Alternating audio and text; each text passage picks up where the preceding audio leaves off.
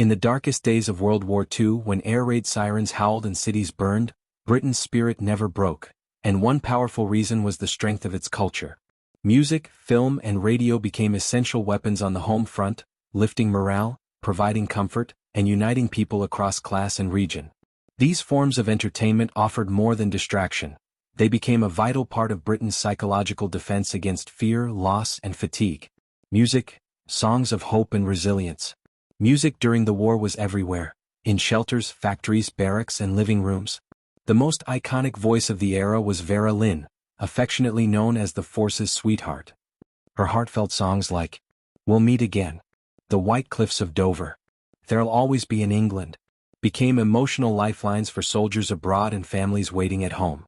Military bands, local performers, and gramophone records all helped spread music to every corner of the country. Dance halls remained open throughout the war despite bombing threats, offering a sense of normalcy and togetherness. The BBC played a key role, broadcasting live performances, concerts, and sing-alongs. Music was used to soothe, inspire, and unify, reminding people of what they were fighting for.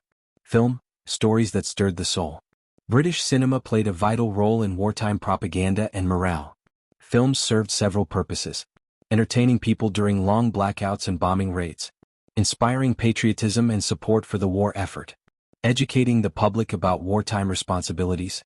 Some of the most influential wartime films included In Which We Serve, 1942, directed by Noel Coward and David Lean, telling the story of Royal Navy sailors.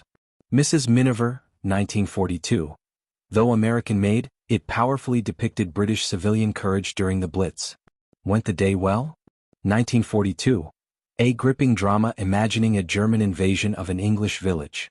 Newsreels, shown before films, they kept the public informed about the front lines and home front alike. Film stars like Laurence Olivier, Celia Johnson, and John Mills became national figures, and many actors joined the armed forces themselves. Cinema gave war-weary audiences a moment of escape, but also stirred pride, purpose, and resolve. Radio, the voice of the nation. No medium had more daily impact than radio. The BBC Home Service was central to the national experience, broadcasting Churchill's speeches, daily news updates, comedy shows and dramas, educational programming, live music performances. Perhaps most powerful were the regular broadcasts to the armed forces and occupied countries, reminding listeners that they were not alone. Shows like ITMA, It's That Man Again, a hugely popular comedy starring Tommy Handley, offering laughs amid the chaos. Music While You Work, played in factories to increase productivity and cheer workers.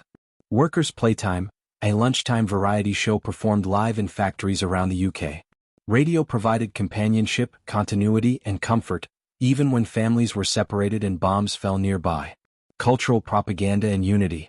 The Ministry of Information recognized the power of media early in the war. Through carefully crafted songs, films, and broadcasts, the government worked to boost morale, encourage rationing, enlistment, and civil defense, counteract enemy propaganda. Unlike Nazi Germany, British media emphasized humor, humanity, and personal stories, helping maintain public trust. This cultural unity cut across class lines. Whether you were a factory worker, housewife, soldier, or aristocrat, you likely listened to the same radio shows and watched the same films, fostering a shared identity in a time of division and danger. Women, stars, and service. Many entertainers took their talents directly to the troops. Organizations like ENSA, Entertainment's National Service Association, sent performers to barracks, hospitals, and even front lines. Stars like Gracie Fields, George Formby, and Dame Myra Hess brought joy to troops and civilians alike. Hess famously performed classical piano concerts in the National Gallery in London, even during air raids. Lasting impact. The morale-boosting power of culture during World War II had a lasting effect. It demonstrated the emotional and strategic value of the arts in wartime. It paved the way for the post-war growth of British cinema, music, and broadcasting. It preserved a generation's collective memory of sacrifice, humor, and hope.